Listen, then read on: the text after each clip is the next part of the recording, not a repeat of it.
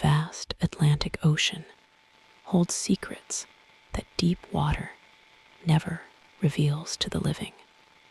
Imagine a silence so profound that the only sound is the creaking of timber and the slap of waves against the hull. In December of the year 1872, the British brigantine Dei Gratia was sailing through rough waters near the Azores. Captain David Morehouse stood on the deck, scanning the horizon with his spyglass, when he spotted a speck in the distance. It was another vessel, but something was terribly wrong with the way it moved. The sails were torn and set awkwardly, causing the ship to yaw violently in the wind. There was no sign of a helmsman at the wheel, nor any soul on deck to correct the erratic course. As the Dei Gratia drew closer, the sense of dread among the crew began to mount. The drifting ship was identified as the Mary Celeste, a vessel that had left New York Harbor just days before them. She was an American merchant brigantine commanded by Captain Benjamin Briggs, a man known for his discipline and experience. The ship appeared seaworthy, yet she drifted like a corpse upon the water. The silence radiating from the Mary Celeste was louder than the howling wind. It was the silence of a grave floating upon the endless blue. The crew of the Dei Gratia called out, but their voices were swallowed by the ocean wind, returning no answer from the hollow decks of the mystery ship. To understand the magnitude of this haunting discovery, one must look back to the beginning of the voyage. The Mary Celeste set sail from New York on November 7th, carrying a volatile cargo of 1,701 barrels of denatured alcohol. Captain Benjamin Briggs was not alone on this journey across the treacherous Atlantic. He had brought along his wife, Sarah Elizabeth Briggs, and their 2-year-old daughter, Sophia Matilda Briggs. They were looking forward to a pleasant crossing to Genoa, where they planned to spend time in the warm Italian sun. The ship had been refitted and was in excellent condition when she departed the docks under the gray autumn sky. Captain Benjamin Briggs was a stalwart man of the sea who hailed from Massachusetts. He was deeply religious and known for his abstinence from alcohol and his fair treatment of sailors. His decision to bring his family indicated his confidence in the vessel and the crew he had hired. The crew consisted of 7 hand-picked sailors who were regarded as competent and trustworthy men with clean records. There was absolutely no indication of unrest or trouble amongst the ranks before departure. They sailed out past the Statue of Liberty, which was not yet standing, and into the open jaws of the ocean with high hopes and steady hearts. The weather in the Atlantic during that late autumn period was known to be tempestuous and unforgiving. Reports from other ships in the vicinity spoke of gales and high seas that battered vessels without mercy. However, the Mary Celeste was a sturdy ship built to withstand the punishment of the waves. She had a history that was somewhat checkered, having been originally named the Amazon, where her first captain died just days after taking command. Superstitious sailors might have whispered about bad luck, but Captain Briggs was a practical man who placed his faith in God and good seamanship rather than old nautical folklore. For nearly a month, the Mary Celeste battled the elements, making her way toward the Strait of Gibraltar.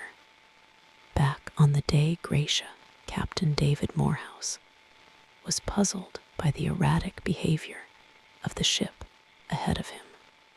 He knew Benjamin Briggs personally and had dined with him in New York before their respective departures. He knew that Briggs was a superior sailor who would never allow his ship to drift in such a disorderly fashion unless a catastrophe had occurred. Morehouse ordered his crew to signal the vessel, but the flags fluttered in the wind without acknowledgement. The lack of response was the final confirmation that something dire had befallen the American ship. Captain David Morehouse ordered his first mate, Oliver DeVoe, and a small boarding party to row over to the silent brigantine. As the small boat cut through the choppy water, the sailors gripped their oars with white knuckles. The Mary Celeste loomed above them like a ghost ship from a nightmare. Her sails were tattered, and some were missing entirely, while rigging hung loose and slapped against the masts. The silence became oppressive as they pulled alongside the hull. There was no face peering over the railing, and no dog barking in greeting. The boarding party climbed up the side, with trepidation, fearing what grisly sights might await them on the deck. Oliver DeVoe was the first to step onto the deck of the Mary Celeste, and his boots echoed loudly on the wood. The wheel was unmanned and spinning loosely with the motion of the waves, which was a terrifying sight for any sailor. The ship was deserted, but there were no bodies to be found, and no signs of a violent struggle on the upper deck. The binnacle, which housed the ship's compass, had been knocked out of place, and the glass was shattered. This suggested a moment of panic or a violent impact, but the cause was not immediately apparent. DeVoe signaled for the rest of his men to fan out and search the vessel. The search of the upper deck revealed more puzzling details that defied logical explanation. One of the two pumps used to remove water from the hold had been disassembled and was lying on the deck. This indicated that the crew might have been worried about taking on water. But the ship was riding high and dry. The sounding rod, which is used to measure the depth of water in the hold, was found abandoned on the deck, as if dropped in haste. These clues painted a picture of a crew that was frantically trying to diagnose a problem, but had suddenly stopped everything to flee. The most chilling discovery on the main deck was the state of the single lifeboat. The Mary Celeste carried a yawl boat that was lashed across the main hatch. This boat was gone. The railing where the boat would have been launched showed signs that it had been removed, presumably by the crew. However, there was no tether left behind to suggest they had towed it behind the ship. It appeared they had launched the small boat in the middle of the ocean and simply vanished. But why would an experienced captain abandon a seaworthy ship for a tiny open boat in the middle of the Atlantic? Oliver Deveau and his men descended the companionway into the darkness of the cabins below.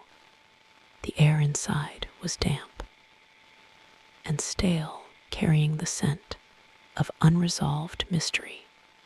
They entered the main cabin, expecting to find bodies or blood, but found neither.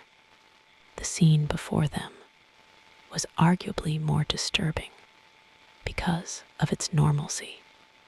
It looked as though the occupants had simply stepped out for a moment and intended to return. Rainwater had entered through open skylights and soaked some of the bedding, but otherwise everything was in its proper place.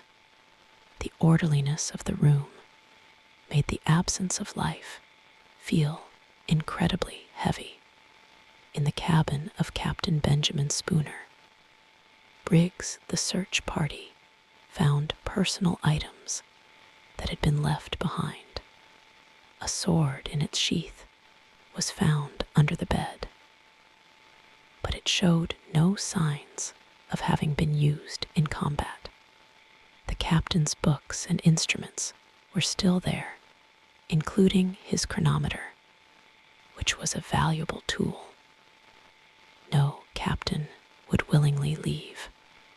If pirates had attacked the ship, they certainly would have taken the chronometer and the money box, which was also found untouched. The presence of these valuables immediately ruled out robbery as a motive for the disappearance. The inspection of the first mate's cabin proved just as baffling as the captain's quarters. The ship's logbook was found on the desk, with the final entry dated November 25th at 8 in the morning. This was 10 days before the day Gratia discovered the drifting ship. The entry gave no indication of trouble, stating only the ship's position near Santa Maria Island.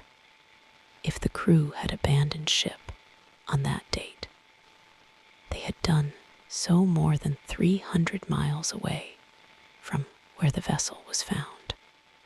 This meant the Mary Celeste had been sailing herself like a phantom for over a week. Moving to the galley, the boarding party found evidence that daily life had been interrupted abruptly. There were stories that circulated later about warm food still on the table and smoking pipes. But the truth was grim enough. While the food was not warm, there were preparations for a meal that had never been eaten. Dishes were stowed away, but the overall impression was one of sudden departure. In the crew's quarters, dry clothing was hanging up, and sea chests were packed with their belongings. Sailors do not leave their pipes and tobacco behind willingly. Yet here they were gathering dust. The presence of Sarah Elizabeth Briggs and her daughter Sophia added a tragic layer to the empty ship. In the cabin shared by the family, the sailors found a sewing machine with a small garment seemingly in progress. A melodeon, which is a type of small organ, stood silent in the corner. On the floor, there were a few scattered toys belonging to little Sophia.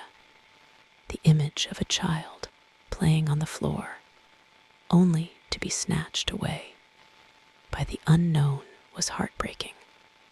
The men of the Dei Gratia were hardened sailors, but the sight of the abandoned toys shook them to their core.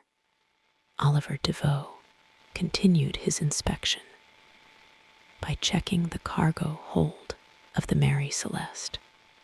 He found that there was indeed water in the hold, amounting to about 3.5 feet.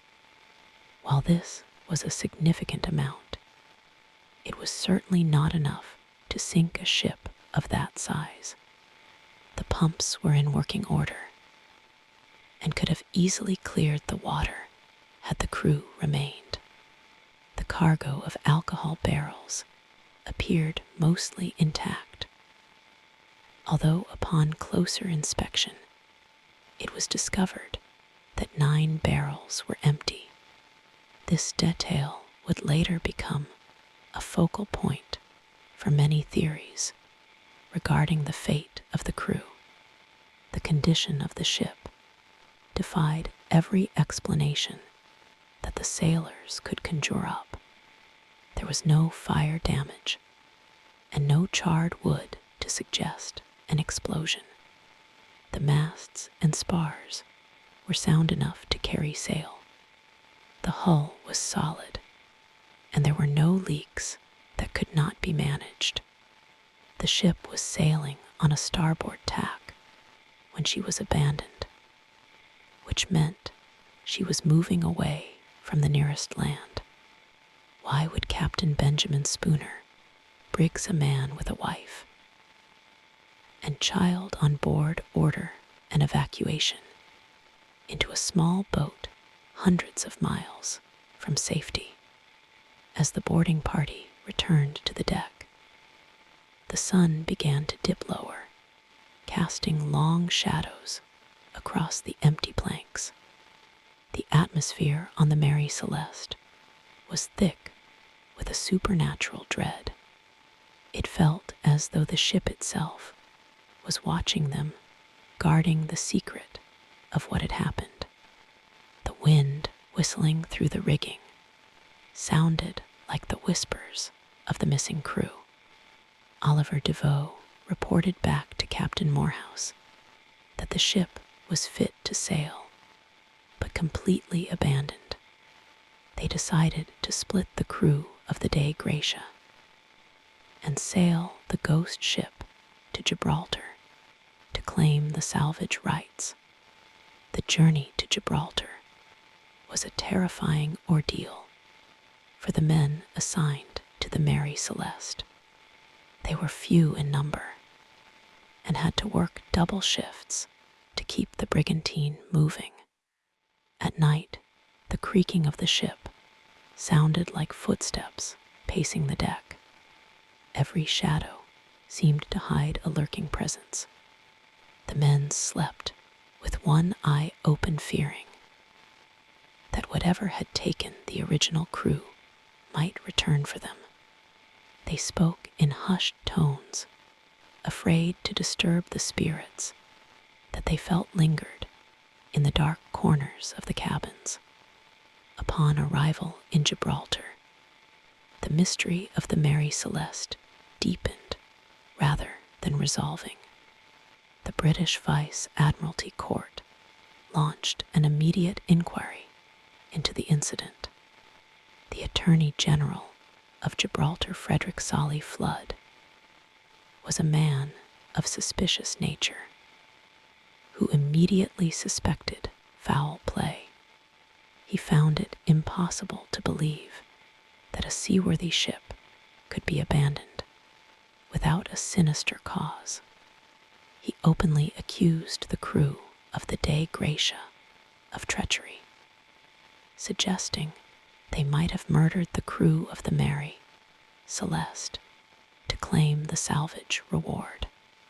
Frederick Solly Flood ordered a meticulous examination of the ship, searching for evidence of violence. He claimed to have found bloodstains on the captain's sword and on the rail of the ship. However, subsequent analysis revealed that these stains were merely rust and corruption from the sea air.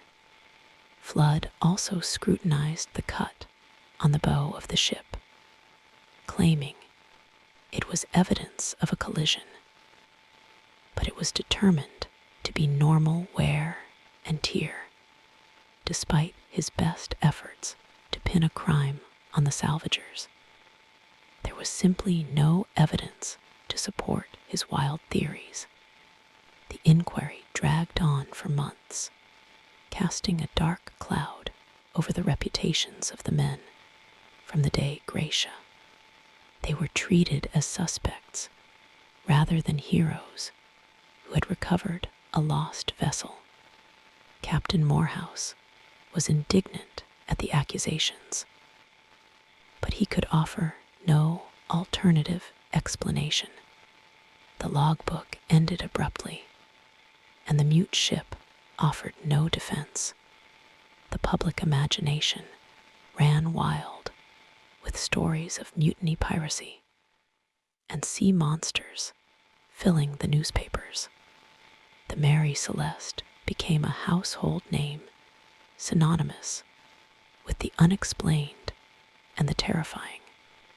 One of the most persistent theories was that the alcohol fumes from the cargo had expanded in the heat, causing the hatch covers to blow off.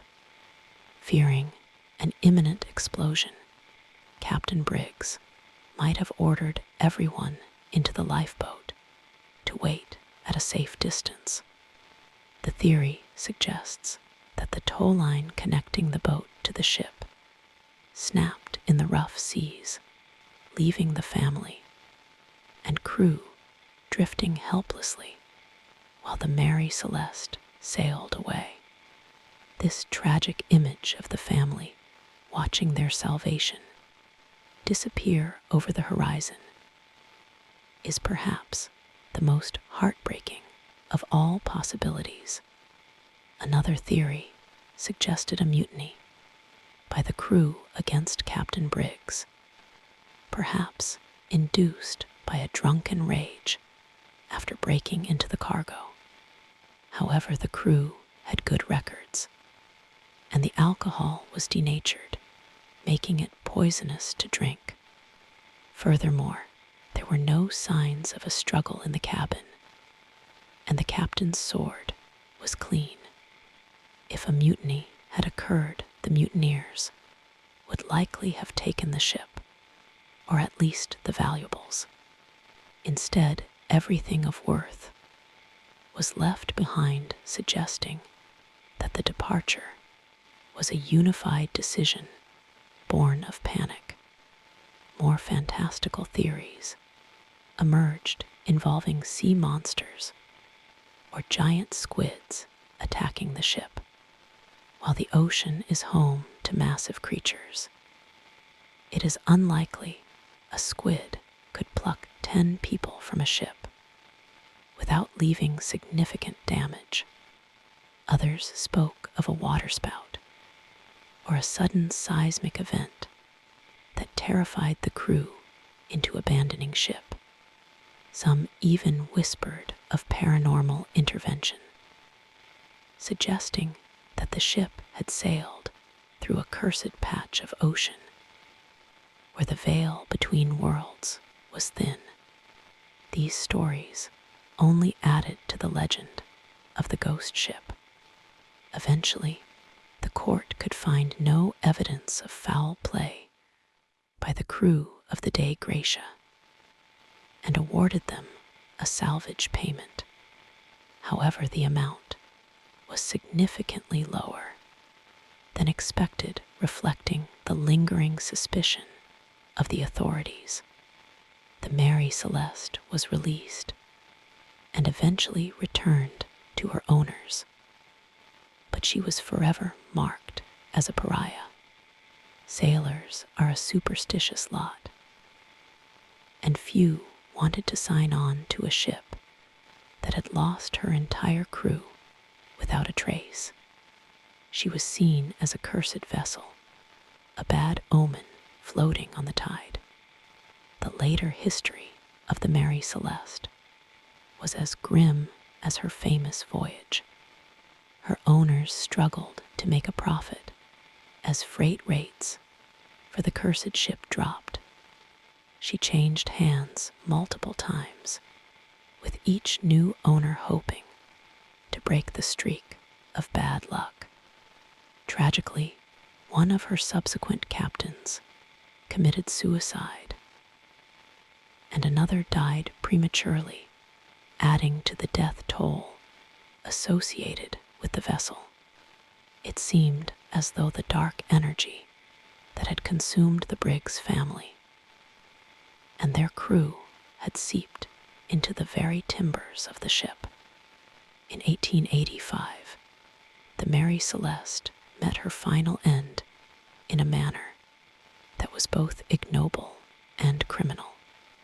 Her last captain, a man named Gilman Parker, conspired to wreck the ship off the coast of Haiti to commit insurance fraud.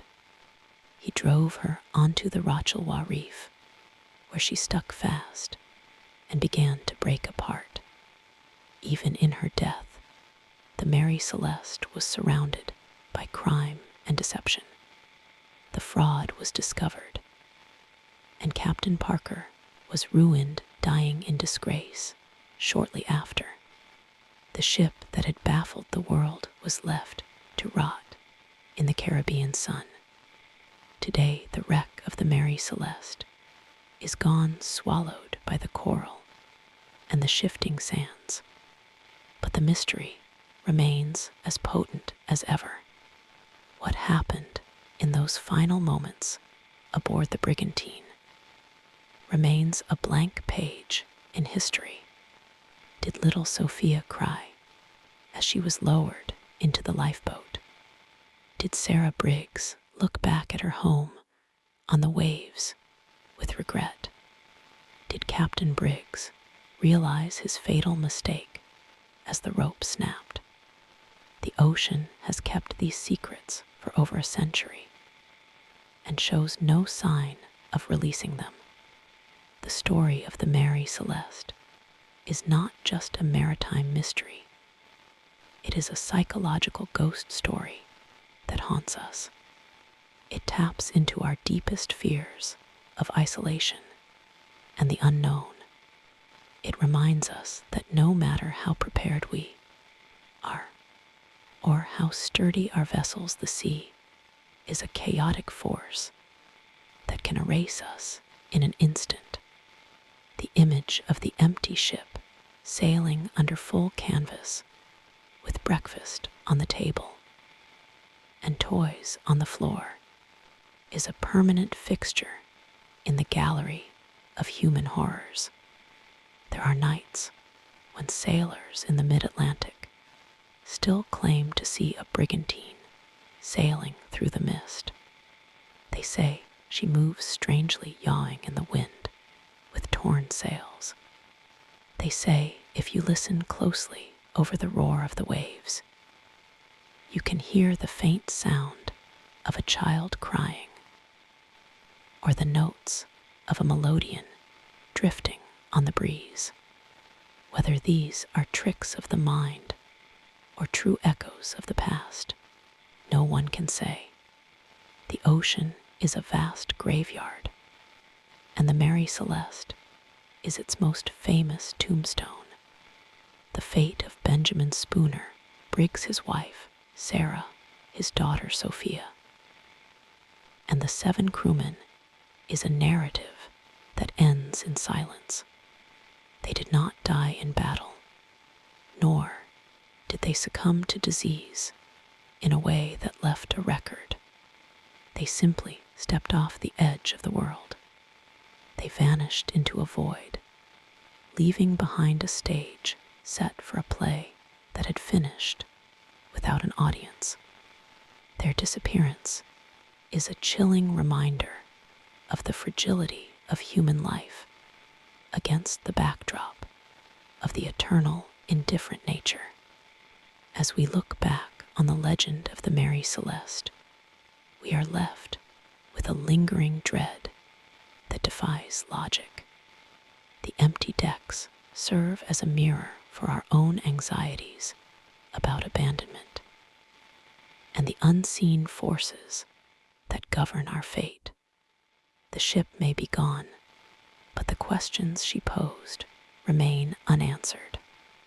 In the end, the Mary Celeste is not just a story about a ship. It is a story about the terrifying silence that awaits us all in the deep, dark waters of the unknown. So the next time you look out at the ocean and see the whitecaps dancing in the distance, remember the family that vanished. Remember the hot meal that went cold and the toys that were never played with again. The sea is beautiful, but it is also a keeper of dark secrets. And somewhere out there, in the crushing depths, the truth of the Mary Celeste lies waiting, buried under the weight of water and time, never to be found.